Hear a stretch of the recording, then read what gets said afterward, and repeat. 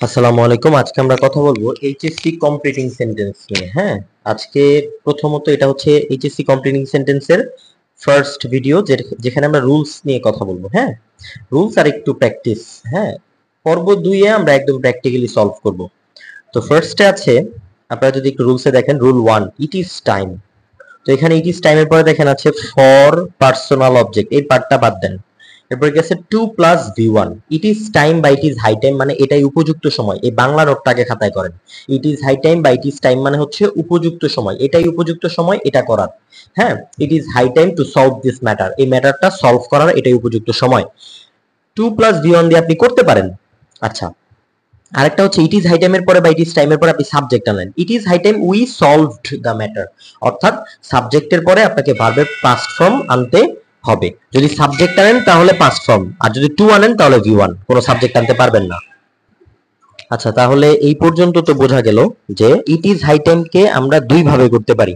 একটা হচ্ছে যদি ইট ইজ হাই টাইমের পরে আমরা সাবজেক্ট আনি তাহলে এক হিসাব, যদি ইট ইজ হাই টাইমের পরে আমরা টু আনি তাহলে আরেক হিসাব।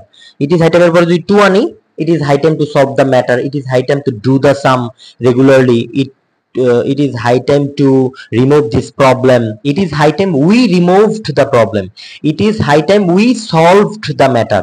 তাহলে উই আনলে বা সাবজেক্ট আনলে আপনাকে পরে ভার্বের পাস্ট ফর্ম ইউজ করতে হবে, আর যদি আপনি সাবজেক্ট না আনেন তাহলে টু ইউজ করতে হবে। আচ্ছা দেখেন, এবার শীটে আমি প্রথম রুলসে দিছে ইট ইজ টাইম অথবা it is high time for us to attack the enemy. শত্রুকে অ্যাটাক করার আমাদের জন্য এটাই উপযুক্ত সময়। এখানে ফরাসটা আপনাকে কনফিউশন তৈরি করবে।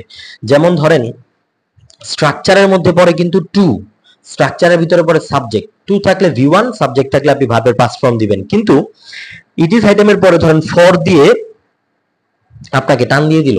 প্রশ্নটা হচ্ছে এরকম, ইট ইজ টাইম ফর ড্যাশ, তাহলে ফর দেওয়ার পরে আপনি তো ভার্বের প্রেজেন্ট ফর্ম আনতে পারবেন না বা সাবজেক্ট আনার কোনো সুযোগ নাই। তাহলে ফর এর পরে একটা অবজেক্ট বসায় তারপর যে কোনো দুই রুলস এর একটা করবেন। কিন্তু it is high time for us, it is high time পরে আপনি একটা রুলস দেন, যেমন টু সলভ দ্য ম্যাটার। হ্যাঁ, ফর আস একটা কনফিউজিং একটা জিনিস, ঠিক আছে। আচ্ছা, রুলস রুল 1 এ আমরা দেখতে পাচ্ছি যে it is time for us to attack the enemy, it is time for us for them, it is time for them to start the work. এটা তাদের জন্য উপযুক্ত সময় টু স্টার্ট দ্য ওয়ার্ক, কাজটি শুরু করার জন্য। আচ্ছা, এরপর আছে রুল 2। রুল 2 তে আছে ইট ইজ টাইম সাবজেক্ট প্লাস ভার্বের পাস্ট ফর্ম, যেটা আমি এতক্ষণ বললাম। ইট ইজ আনফরচুনেট দ্যাট, এটা দুর্ভাগ্যজনক দ্যাট মানে যে ইউ ডোন্ট টেক এক্সারসাইজ, তুমি এক্সারসাইজ করতে পারো না, তুমি ব্যায়াম করতে পারো না। না না, পারো না আসে না, কারণ ডোন্ট মানে পারো না, ক্যান্ট মানে পারো না, কান্ট। তাহলে ডোন্ট মানে করো না। খুব ভালো করে খেয়াল করবেন, ডোন্ট টেক মানে তুমি টেক এক্সারসাইজ, তুমি এক্সারসাইজ করো না।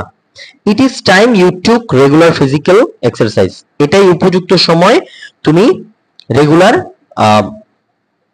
ফিজিক্যাল এক্সারসাইজ করতে পারো। তাহলে ইট ইজ টাইম আছে ওই পাশে কি পাস্ট ফর্ম।